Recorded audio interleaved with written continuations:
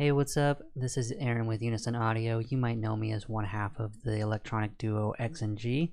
We've been making music for probably like 8 years now, and we've had releases on like Ausla, Fool's Gold, Dim Mak, Deadbeats, and a slew of other releases as well. And so in total, I've probably been making music for about, I want to say 14 years now.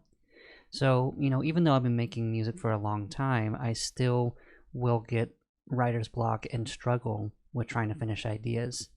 And so I wanted to go over 5 tips today that help me kind of get out of like my loop and into just fleshing out a song. So the first thing I wanted to talk about is A&B sections, and what that basically is there's 2 different sections that would be in your song, so 2 different loops perhaps, and then you can go and kind of switch back and forth between these different ideas, so that way you have a bit of variety in your song. So most music is broken down by, like I said, A, B, A, B, C, B. That's a typical song structure. And so what that kind of translates to is A is a verse, B is the drop, A is the verse, B is the drop, C is the bridge, which will go and add, a bit of variety to the song instead of just going back and forth with the 2 sections. And then there's typically a 3rd chorus, which is the B section. Alright, so I got this idea that I started, and as you can see here, I have an A section, which in this example, it's just a build, which is down here, all these elements, and then I have a drop. And there's a bit of variety in the drop to help it kind of evolve over time versus it just being the same thing. So let's go ahead and listen.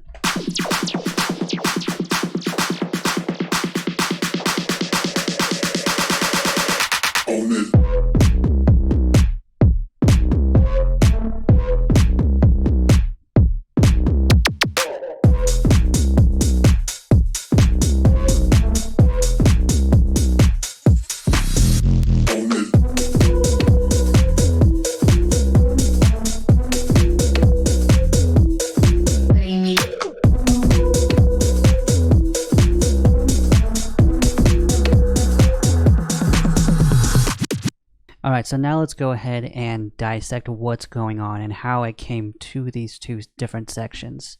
So typically when I start an idea, I will usually work with either 8 or 16 bars at a time usually, and I'll just work on that anywhere from 45 minutes to 2 hours, just adding little elements, just going through and just finding what I like. And I might go and play around with a couple of different ideas before I end up kind of solidifying what I want to move forward with. So in this example here, I just went and started with this little loop like this.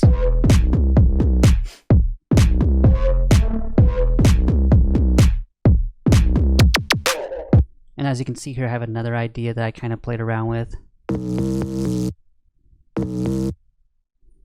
And this other one.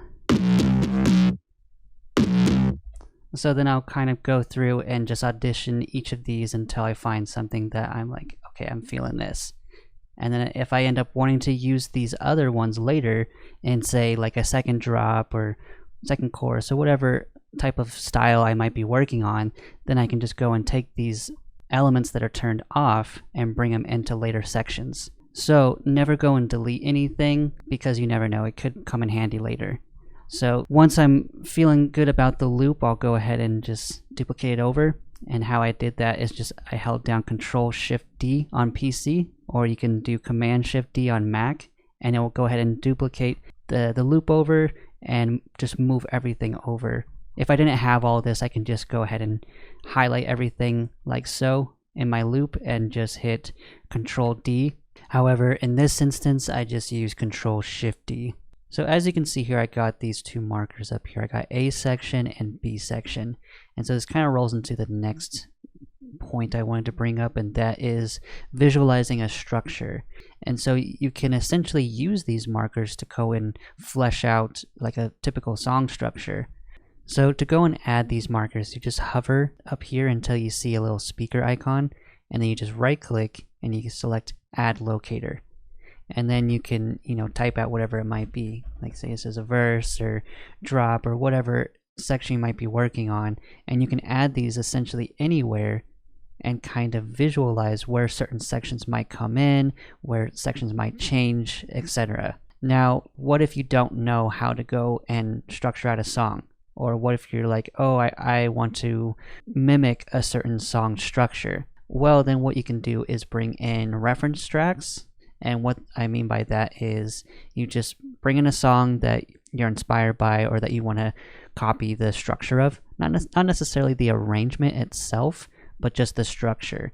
Alright, so I got my reference track in here, and as you can see, I went ahead and redid my locators and just went and put them in where it looks like there's different changes in the song happening. And so now, as you can see here, we got this intro part, build, drop, switch up, build, drop, 2, etc., etc. So just to kind of show you, I'll play a little bit just because I don't want to get hit with YouTube copyright, but we got, the intro that starts, and over here a build, and then right here is the drop.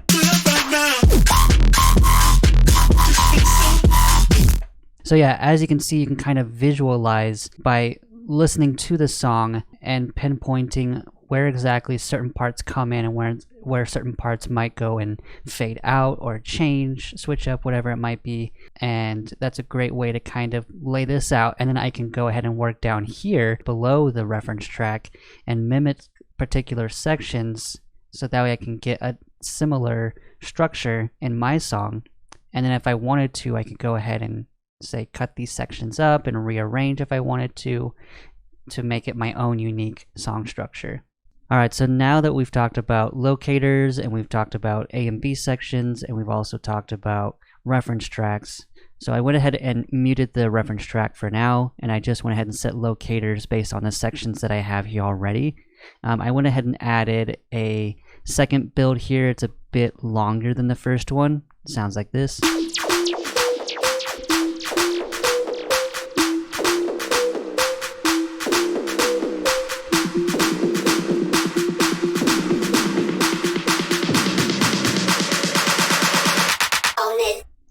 And so all I did is I kept most of the elements the same, but I just switched a couple of things up just to give it a bit of variety compared to this first build, which is shorter here. And so now I can go ahead and take my drop and just copy it and then paste it here where it says drop 2.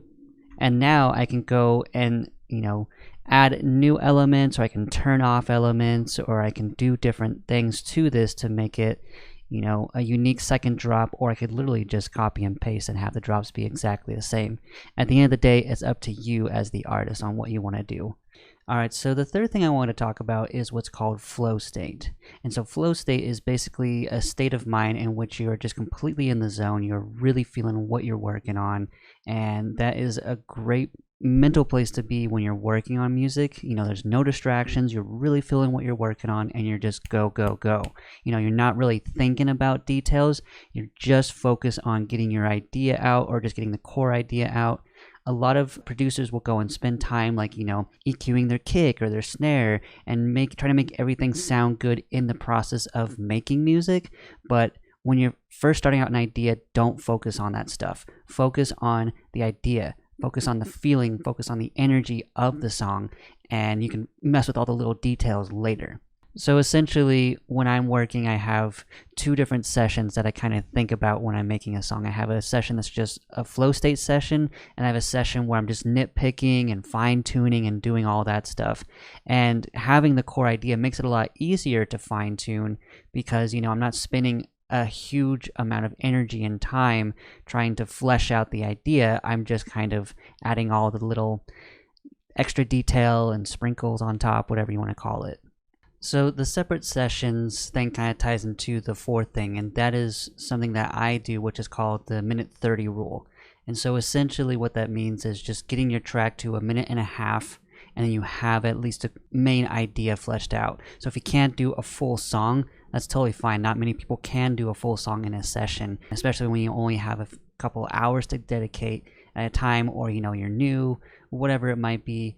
Just try to focus on getting the core idea out, and that's typically an A and a B section, which is a verse and a chorus, or it might be an intro and a drop, and that's it. That's all you need, because then you can take those sections and you can copy them over, kind of like what I did earlier in my session, where I just took that first drop and I copied it over, and then I can go back and just switch some elements out. And so typically I call it the minute 30 rule, because once you get over that first big hump, which is getting your idea out and fleshing everything out to where it's all cohesive with each other and all that jazz, then it's really easy to come back at a later time and not have this huge mound of like, oh, I need to come up with a song idea.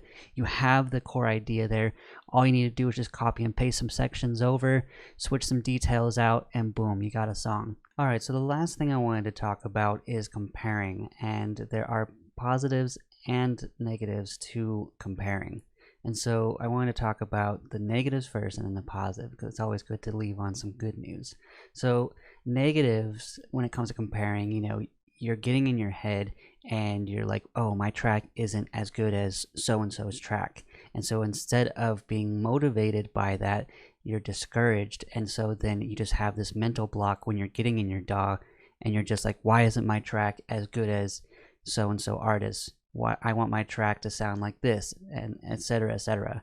And it's not necessarily great to do that, and that kind of leads into the positives. Like, there is some good to comparing, because obviously you want to set a certain bar for your music. You want it to be good, and especially if you're a beginner, you're not going to get incredible quality music right from the get-go like that. Right now you're just kind of exploring the different like building blocks of making music, and you're just like seeing what it's all about. Now if you're like intermediate or advanced, and you're probably making some ideas, you have some stuff that's coming together and sounding like finished songs, and maybe it's not quite the quality, but you're getting pretty close now. And so with that, that's when it's like, okay, listen to a track that you want to compare to, and try and get the quality to that level. It may not sound exactly like it, but it's good to keep pushing towards getting to that level of quality. Now if you don't get there right away, that's fine, but with time, as you do more and more music, you're going to reach that level.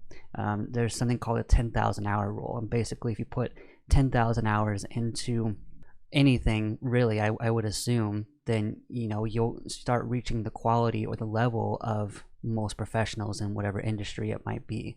And so with music, typically when you put in 10,000 hours, it just essentially means put in a lot of time, and you will reach that point that you want to achieve with your music.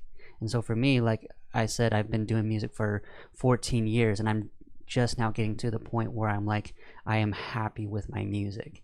And some people may reach that point at an earlier stage in their career, and that's totally cool as well. It just depends on like where you are at, where you want to go. So compare, don't compare. Whatever helps you and motivates you, do that. And so I think that combined with all these different tips, methods, whatever you want to call them, you'll start making tracks that you're happy with. You'll start getting out of that 8-bar or 16-bar loop, and instead you're fleshing out your ideas to where you have less 8-bar loops and more songs. And that's what we're all trying to achieve when we're making music, right? Alright, well, I hope you took something away from this video today. If you have any other suggestions or anything else that helps you personally with tracks, please leave a comment down below. Let us know what helps you out. I'm sure it could help the community as well. Also, if you like the sounds used in this video, you can find a lot of them in the free Unison Essential sound packs. There will be a link in the description below where you can pick them all up. Please consider subscribing to Unison's YouTube channel and keep a lookout for more videos from me.